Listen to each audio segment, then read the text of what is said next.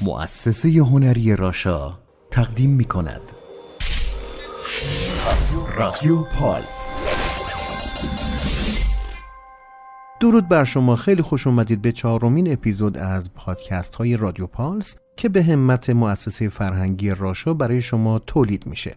در این اپیزود میخوایم بریم سراغ یک موضوع بسیار جذاب، موضوعی که همه ما تجربهش کردیم و همین الان ممکنه تو زندگیمون داشته باشیم و همچنان هم با ما همراه باشه.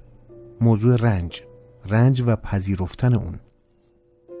نویسنده خوش‌ذوق ما سرکار خانم سارا هادیپور این اپیزود رو براتون نوشتن و قراره با صدای بنده یعنی علی نوبخت بشنوید. قبل از اینکه بریم سراغ اصل متن، یک موضوعی رو من مثل همیشه خدمت شما یادآوری بکنم. دوست عزیزم، اگه این پادکست رو میشنوی خیلی خوشحالمون میکنی که بعد از شنیدن این بخش نظر خودت رو، انتقاد خودت رو، پیشنهاد خودت رو برای ما کامنت کنی، ما رو دنبال کنی و به ما کمک بکنی که موضوعات بعدی رو انتخاب بکنیم و از همه اینا مهمتر ما رو در جریان بذارید که چقدر تونستید با متن خونده شده ارتباط برقرار کنید، چقدر دغدغه شما بوده، چقدر احساس میکنید که برای شما مؤثر بوده یا برعکس. قطعا نظرهای شما کمک میکنه اتفاقات بهتری در آینده و در اپیزودهای بعدی بیفته. بیشتر از این مقدمه رو ادامه نمیدم، بریم به سراغ موضوع رنج و پذیرفتن اون.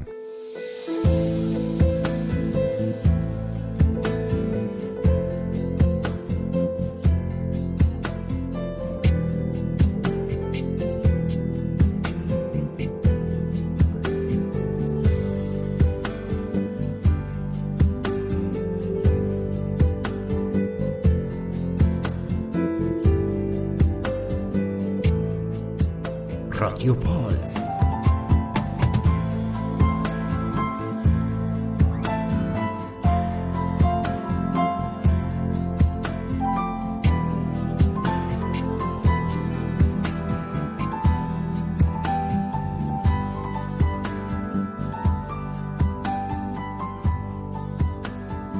موضوع این پادکست رنج واژه تلخیه که هممون بارها و بارها تو زندگی تجربهش کردیم و تجربه میکنیم. هنوزم ادامه داره. این تجربه تا آخر عمرمون هم ادامه داره. تو این پادکست میخوایم بیشتر در مورد رنج یاد بگیریم.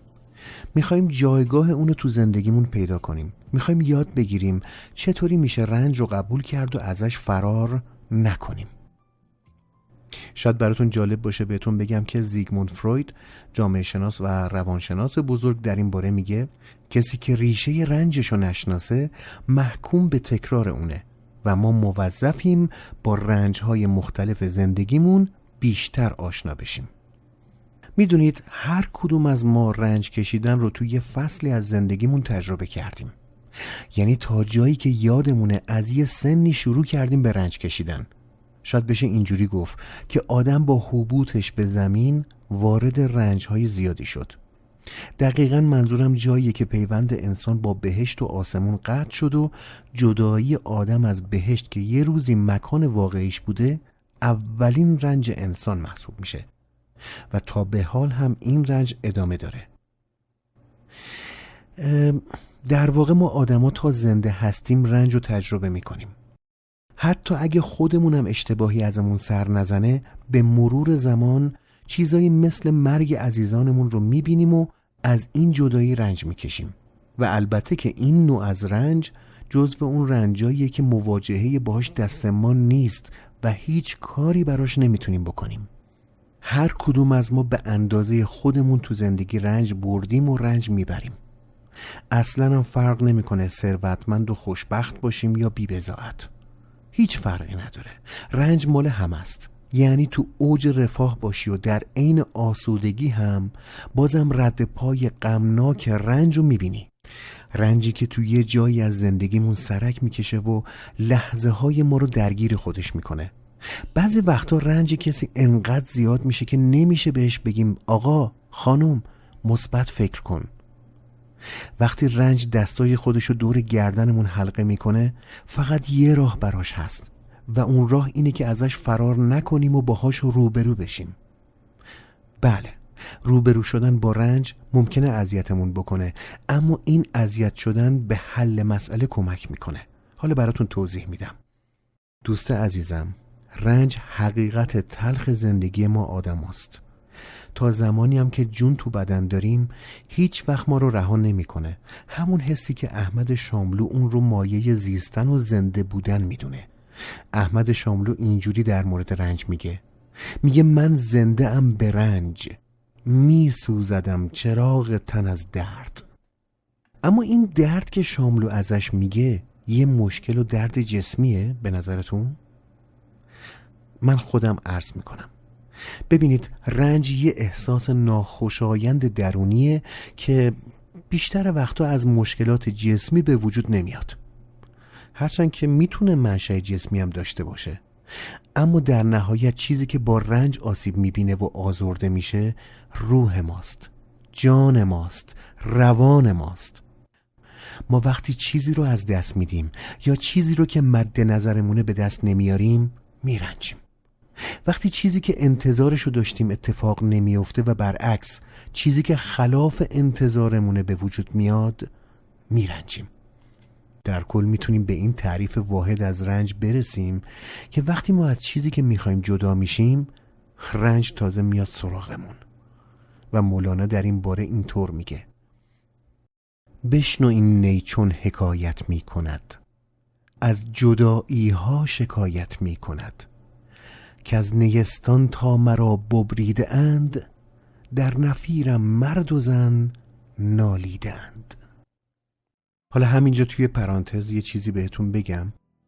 روزی به یه عزیزی گفتم که فلانی دل منو شکست و اون در جواب گفت دلت رو دل که نمیشکنه، دل خونه خداست. گفتم پس چی شده؟ گفت اون توقع تو رو شکسته. اون چیزی که شکسته و از بین رفته توقع تو بوده. تو توقع نداشتی که این رفتار رو با تو بکنه. همین. وقتی همین موضوع رو به همین سادگی یاد بگیریم خیلی بهمون کمک میکنه که با یه نگاه تازه اتفاقات دور و برمون رو بفهمیم و بسنجیم.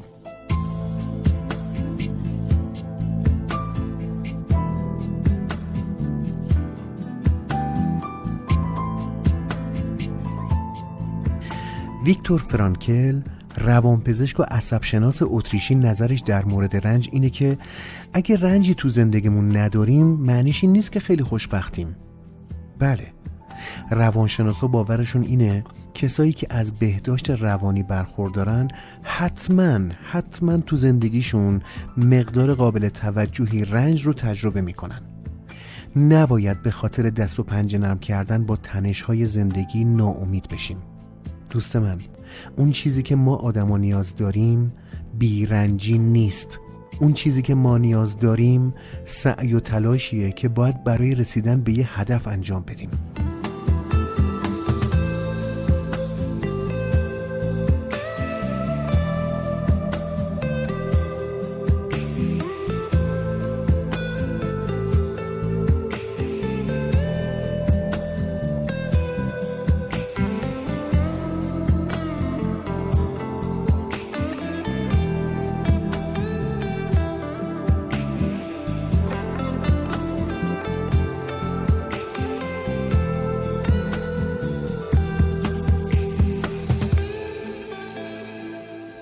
شما میتونید رادیو پالس رو از طریق اینستاگرام، تیک تاک، یوتیوب، اسپاتیفای، کاست باکس، اپل کاست و وبسایت رادیو پالس دنبال بکنید.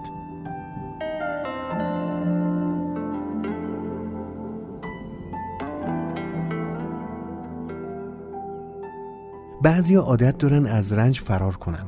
اگه شما هم جزو همون آدما هستین، بذارین خیالتون رو راحت کنم. فرار کردن از رنج دقیقاً رنجمون رو بیشتر میکنه. دوباره میگم، روانشناسا باورشون اینه کسایی که بهداشت روانی دارن حتما تو زندگیشون مقدار قابل توجهی رنج رو تجربه میکنن. بذارین اینطوری براتون توضیح بدم. وقتی چیزی رو که میخوایم به دست نمیاریم به هم میریزیم، به همه جا چنگ میزنیم تا از این حالت بیایم بیرون. به قول حافظ، سینه مالامال درد است ای دریغا مرهمی. و خداوند در یکی از درخشانترین آیه های قرآن به ما میگه ما انسان رو در رنج آفریدیم. حالا میخوام چی بهتون بگم؟ دوست عزیزم، وقتی سلامتی همیشگی نیست و به دنبالش بیماری میاد، وقتی غم به دنبال شادی میاد، وقتی پیری به دنبال جوونی میاد، پس همیشه رنج هست. حالا ما چی کار میکنیم؟ ما چون نمیتونیم این تحولات رو باور کنیم، با هر اتفاقی که برخلاف میلمون بیفته احساس تلخ و ناخوشایندی بهمون دست میده و رنج میکشیم. بعضی وقتا تو طول مسیر رسیدن به هدفمون اشتباه میکنیم. اصلا کلن مسیر رو اشتباهی میریم جاده خاکی.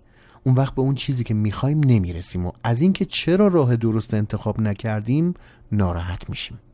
حس پشیمونی بهمون دست میده و شروع میکنیم سرزنش کردن خودمون و میرنجیم. اینجور چیزا یعنی رنجا و ناکامی ها همیشه تو زندگی ما وجود داشته و داره و خواهد داشت. انکار ناپذیره عزیز من، انکار ناپذیره. اما یه خبر خوبم برات دارم. خبر خوب اینه که رنجو میشه کنترل و مدیریت کرد. میشه مراقبش بود که عصیان نکنه. میشه مراقبش بود که مابقی زندگیمون رو به تباهی نکشه. حالا ممکنه پیش خودت بگی بیرون گود نشسته میگه لنگش کن. نه عزیزم، رنج مال هممونه، هممون رنج میکشیم. میخوام بهت بگم بعضی از رنجا رو میشه از بین برد، یا لااقل میشه مانع پیشرفتشون شد.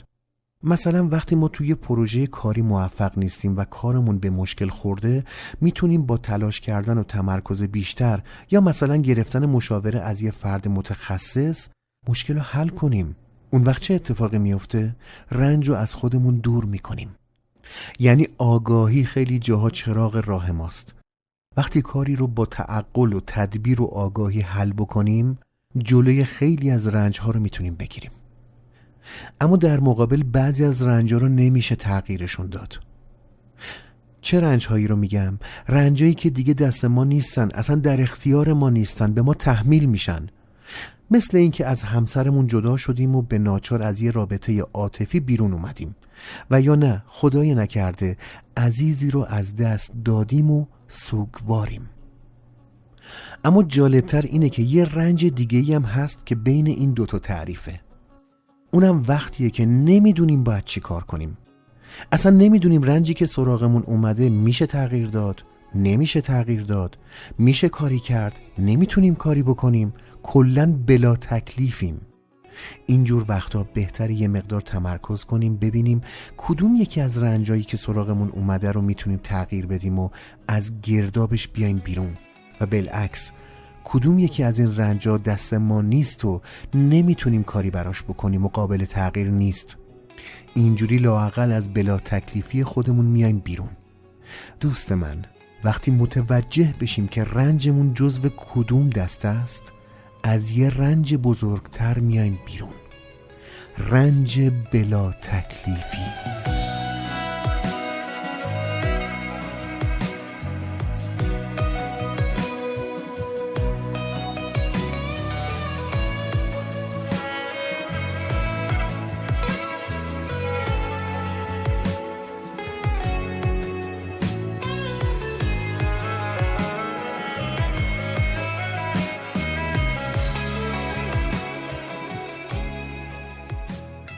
وقتی کسی رو از دست میدیم یا مثلا رابطه عاطفیمون تموم میشه، رنجمون بیشتر جنسش از اینه که شاید اونطور که باید میبودیم نبودیم، شاید اونجوری که باید تلاشمون رو نکردیم. همین خودخوریا و عذاب وجدانها ما رو توی رنج خیلی عمیق فرو میبره.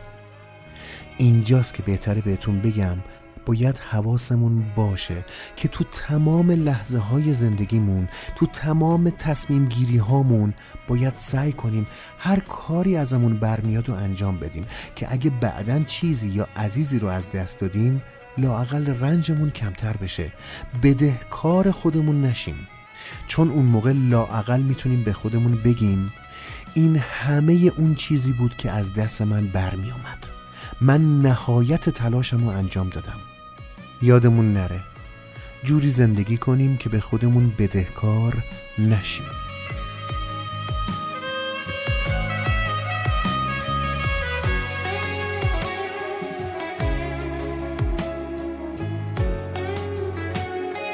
وقتی توی رنج هستیم، وقتی یه چیزی داره عین خوره ما رو از تو میجوه، وقتی حس میکنیم لبه پرتگاه ایستادیم، درست همونجاست که باید با خودمون رو راست باشیم و صادقانه برخورد کنیم و از خودمون یه سوال مهم بپرسیم.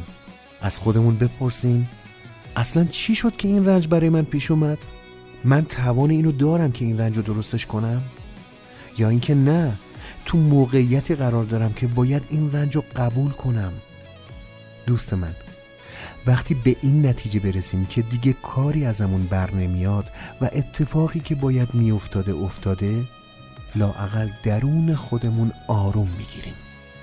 آرامش مسئله خیلی مهمیه. اینم داخل پرانتز بهتون بگم، بخشی که ارتباطی با متن نداره. یه عزیزی به من میگفت با پول، قدرت و ثروت میتونی به حس امنیت برسی، ولی ممکنه به آرامش نرسی. آرامش متاعیه که خیلی از بزرگان هم حسرتشو میکشن.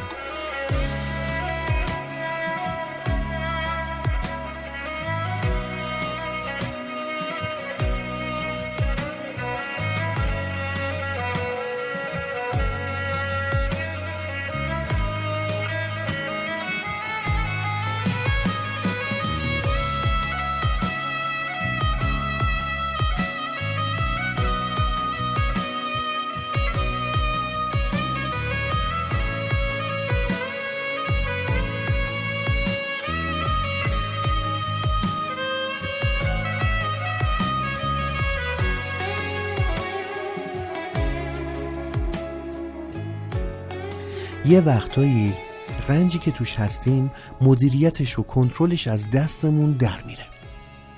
بیقرار میشیم، مدام هی گذشته رو شخم میزنیم و مرور میکنیم و خودمون رو سرزنش میکنیم که چرا اینطوری شد؟ چرا من گذاشتم این اتفاق بیفته؟ اون وقت این بیقراری تمام آرامش زندگی ما رو میگیره و از خودمون بدمون میاد و عصبانی میشیم.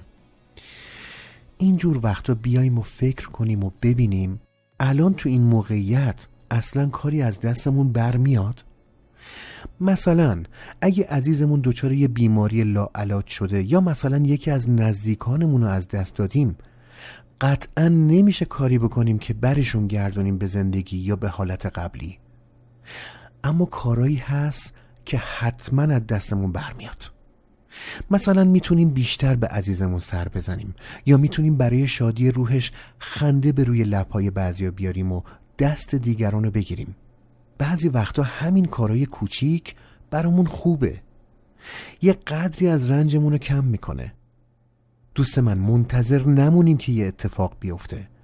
قدر لحظه های الان رو بدونیم، از زیاد شدن رنجامون جلوگیری کنیم و قلبمون رو به روی روزنه های امید باز کنیم و اینو بدونیم که یکی از مهمترین سلاح‌های بشری برای مواجهه با رنج همین داشتن امیده. وقتی تو اوج رنج، تو اوج فروشکستن، جرقه ها و بارقه های امید رو قلبمون میتابه، ناخودآگاه بلند میشیم، رو پای خودمون میایستیم. البته همینجا بگم امیدواری اگه کاذب باشه و الکی، رنجمون رو بیشتر هم میکنه. امید واهی داشتن یه جور انکار واقعیته که باعث میشه رنجمون انقدر سنگین بشه که نتونیم از پسش بر بیاییم. پس اگه قرار بذر امید رو تو وجودمون بکاریم، مراقب خیالهای واهی باشیم. این امید باطل که بهتون میگم ممکنه تو کوتاه مدت اثر خوبی داشته باشه، اما به مرور زمان وقتی اتفاقی که میخوایم نمیفته، حالمون رو به مراتب بدتر میکنه. اما اگه امید واقعی باشه، عین یه عصای معجزه‌گره که تو سخت‌ترین شرایط به دادمون میرسه و کمک میکنه تا برای رنجمون یه چاره‌ای پیدا کنیم. بذارین یه نکته طلایی بهتون بگم. همیشه رنج رو همون جوری که هست ببینیم. تو ذهنمونم حجمشو زیاد و کم نکنیم. بعضیا فکر میکنن اگه رنج رو انکار کنن یا مثلا به قول معروف با مثبت اندیشی چشماشون رو به روی رنج ببندن، یواش یواش رنجا خودشون تموم میشن و میرن. نه جانم، نه عزیزم، اصلا اینطوری نیست. بذار خیالت راحت کنم. ما باید رنج رو همون جوری که هست ببینیم و قبول کنیم، منکرش نشیم که این هیچ کمکی به حل رنجمون نمیکنه. ما باید رنج رو همون طوری که هست ببینیم. نمیگم خوشبین نباشیم، نه، خوشبینی خیلی هم خوبه، اما زیاد از حدش تو آینده نچندان دور رنج ما رو بیشتر میکنه. بذارین اینجوری بهتون بگم، اگه ما رنج خودمون رو با خوشبینی الکی نادیده بگیریم، بازم اون رنج وجود داره. کجا؟ تو ناخودآگاه ما. بازم اون رنج تو ناخودآگاه ما داره نفس میکشه، زنده است، داره به ما نگاه میکنه، حتی اگه ما بهش فکر نکنیم. و اون وقتی که سر بزنگاه عین آتیش زیر خاکستر خودشو به ما نشون میده و دوباره بر میگردیم به همون روز اول، اونم با رنج بیشتر.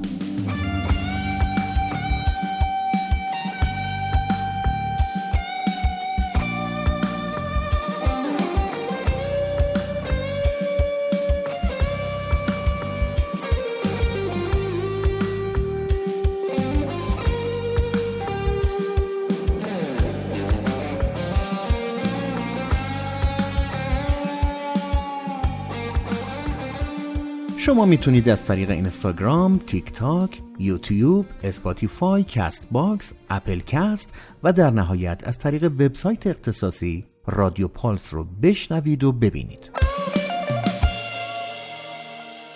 وقتی رنج داریم فکر نکنیم تافته جدا بافتیم. دوست من، اساس دنیا رنجه، ماهیتش اینجوریه. رنج یه بخشی از خلقته، نه به این دلیل که ما اومده باشیم یه مدت رنج بکشیم و بریم، نه. رنج یه بخشی از آکادمی بزرگ شدن ماست برای رسیدن به جاهای بهتر. پس اگر رنجی برای ما هست، بدونیم که تمام عالم ذراتش از رنجه.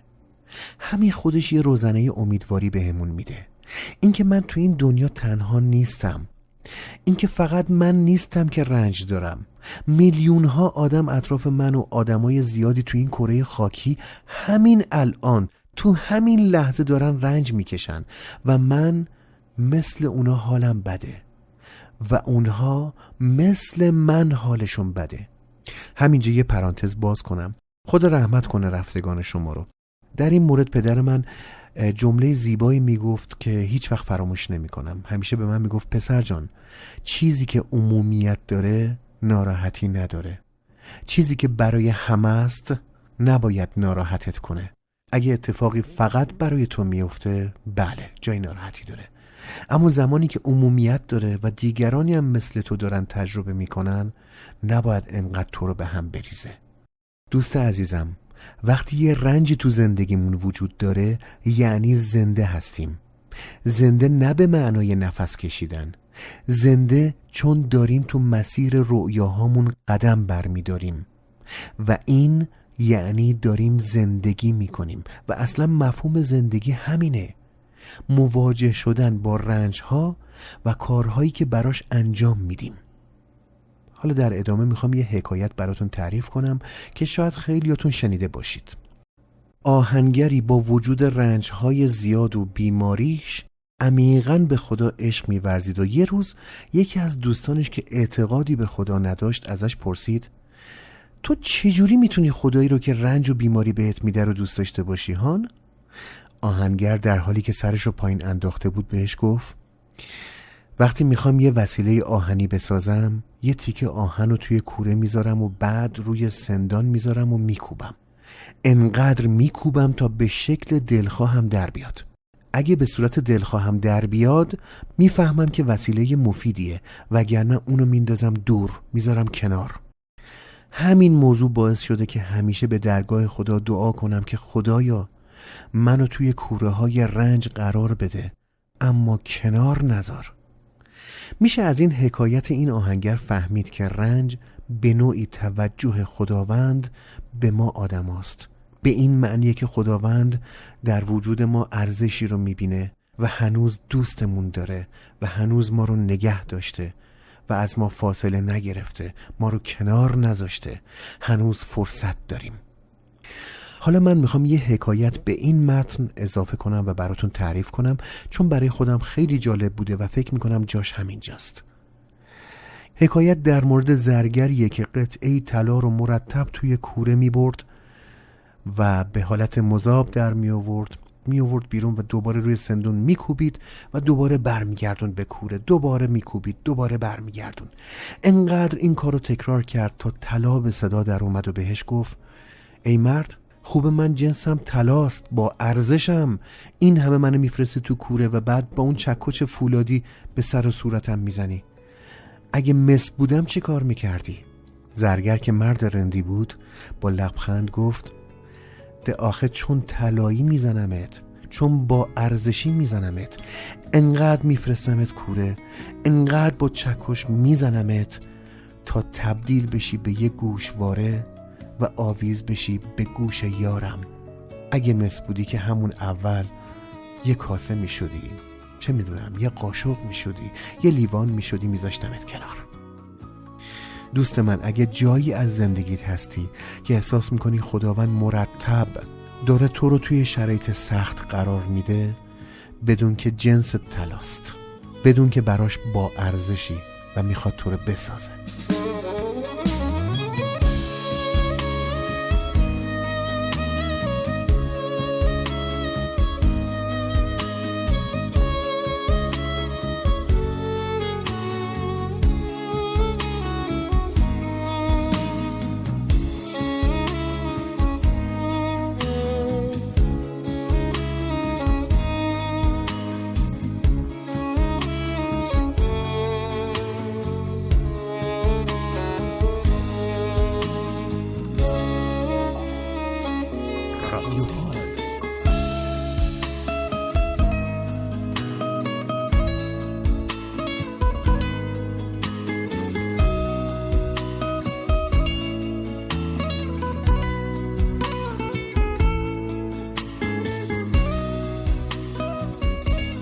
خب خسته نباشید، خیلی ممنون که تا اینجا رو گوش کردید. امیدوارم که براتون مفید بوده باشه. حالا میخوام برم سراغ مولانا. شاید براتون جالب باشه که بدونید مولانا رنج‌ها رو دسته بندی کرده. مولانا معتقده که رنج‌ها کلاً توی دو دسته هستن. یکیشون رنج‌هایی که ما خودمون برای خودمون به وجود میاریم و دسته دوم رنج‌هایی هستن که خداوند تو زندگی ما آدما پیش میاره. مولانا باور داره که انسان موظفه که با رنجای دسته اول، یعنی اونایی که مقصرش خودش بوده، یعنی رنجایی که خودش به وجود آورده، مقابله کنه. اما رنجهای دسته دوم رنجهای خدادادی هستن که برای رشد و تعالی ما آدما لازمه. باید از اونا بهره مند بشیم. مولانا این رنجها رو شکوهمند، پذیرفتنی و توجیه پذیر میدونه. اما این که چرا مولانا رنجهای خدادادی رو میپذیره مربوط میشه به درکش از خداوند. مولانا خدا رو موجودی توانا و مهربان و حکیم میدونه.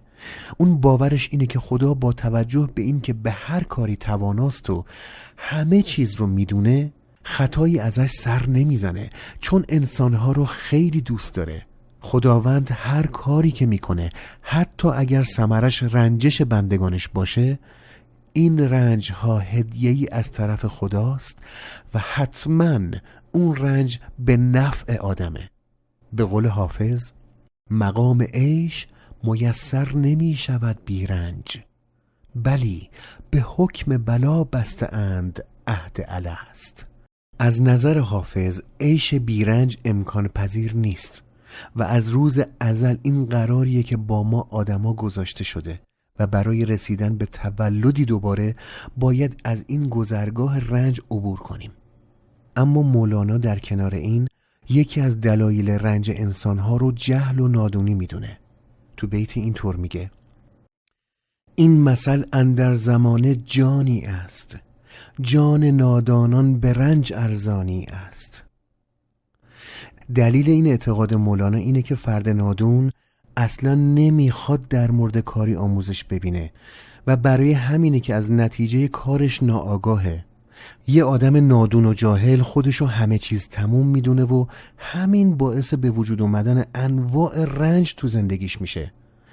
اما آدم دانا و آگاه میدونه که همه سختی های دنیا زود گذره و دلیلی برای غمگین شدن وجود نداره. این نگاه مولانا رو تو داستان موش و شتر میشه مشاهده کرد. تو این داستان شتر چون مسافتی جلوتر از پیش پای خودشو میبینه کمتر میلغزه و کمتر به درد سر میفته. اما موش از اونجایی که فقط جلوی پای خودشو میبینه تو هر قدم میلغزه و میفته. دوست عزیزم، ریشه خیلی از رنجای ما تو خودخواهی ماست. ما آدما همه چیز رو فقط برای خودمون میخوایم. اصلا به همین دلیله که مدام نگرانیم که نکنه نداشته باشیم یا نکنه چیزی که داریم رو از دست بدیم.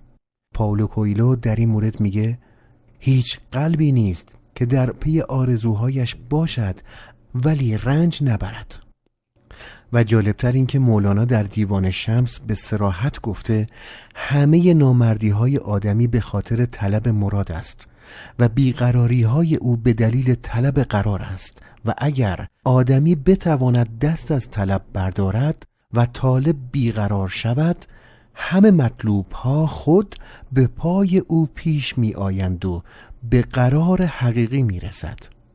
مولانا در دفتر 4 مثنوی اینطوری میگه که جوهر حقیقی انسان فارغ از هر گونه رنجه و انسان حقیقی اصلا نمیتونه غمگین باشه. دوست من، رنج ذره‌ای از شکوهمندی جان آدمی کم نمیکنه و انسانهای بزرگ از رنج و درد نمیترسن.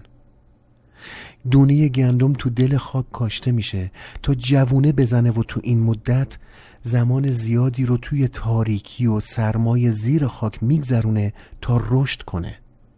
و مولانا در داستانی دیگه به همین موضوع اشاره میکنه. نخود در دیگ جوشان بالا و پایین میرود، میخروشد و میکوشد تا از دیگ بیرون بپرد و خود را خلاصی بدهد. اما کدبانو با کفگیر بر فرق او میکوبد و او را به ته دیگ میفرستد. نخود بیتابانه فریاد برمیدارد ای کدبانو، حالا که مرا خریده ای چرا این گونه بیرحمانه آتش به من در میزنی و بر سرم میکوبی؟ و کدبانو در پاسخ میگوید اگر تو را میجوشانم و بر سرت میکوبم نه از آن روز که از تو بدم میآید بلکه از آن جهت است که ذوق و چاشنی بگیری، غذا شوی و با جان آدمی درآمیزی. آن همه آبها که در بستان پرتراوت خوردی برای این بود که آماده این آتش شوی و از این راه به کمال خود دست یابی.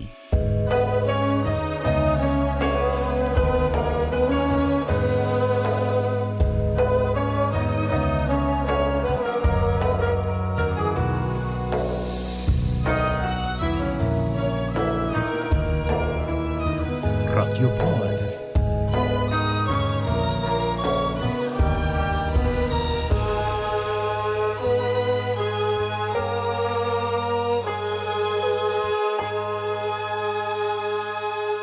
واقعاً برای رنج باید چیکار کنیم؟ اگه یادتون باشه درباره امید حرف زدیم.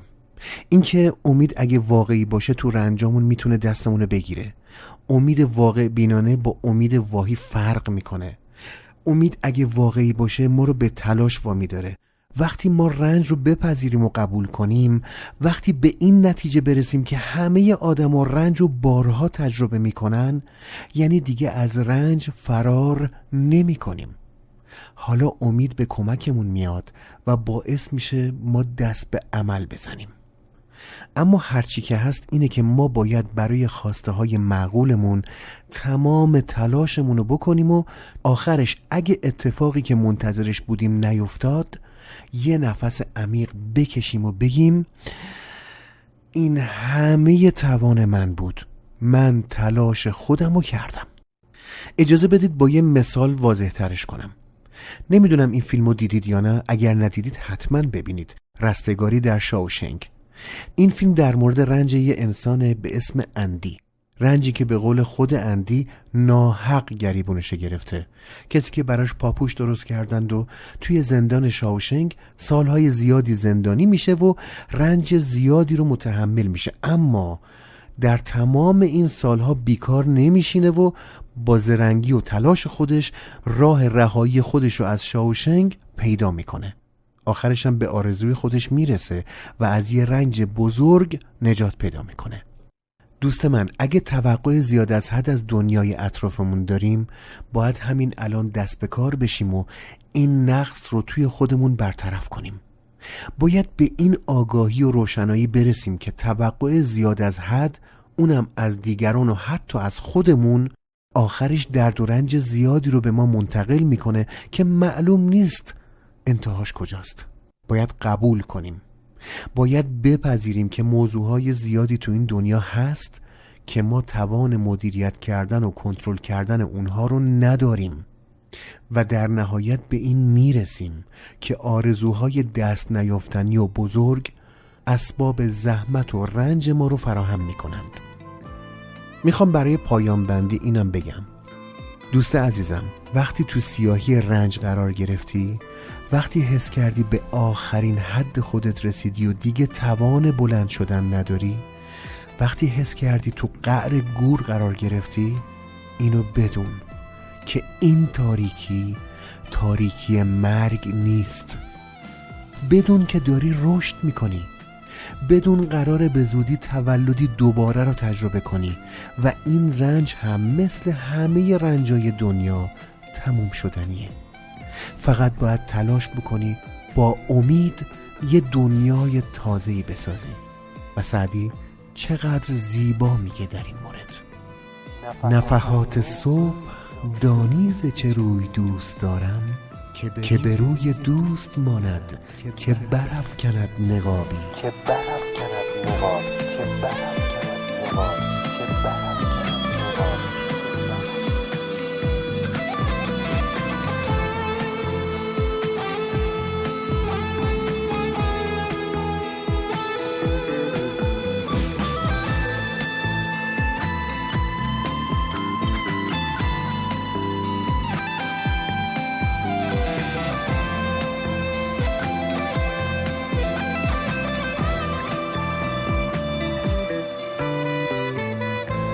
خب خسته نباشید. خیلی ممنون که تا اینجای پادکست رو گوش کردید. امیدوارم که از شنیدنش لذت برده باشید. دوباره هم عرض میکنم اگر فکر میکنید که با شنیدن این پادکست اتفاق تازه‌ای براتون افتاده، مطلب جدیدی یاد گرفتین یا بالعکس، در هر صورت میتونید نظر خودتون رو برای ما کامنت بکنید همینجا. ما حتما توجه میکنیم، میخونیم و بر اساس کامنت هایی که شما برای ما ارسال میکنید نسبت به تولید قسمت ها و اپیزودهای بعدی اقدام میکنیم. براتون بهترین ها رو آرزو میکنم و امیدوارم که همیشه صحیح، سلامت، سرافراز، پیروز و از همه مهمتر در آرامش باشید. تا یک اپیزود دیگه، خدا نگهدار.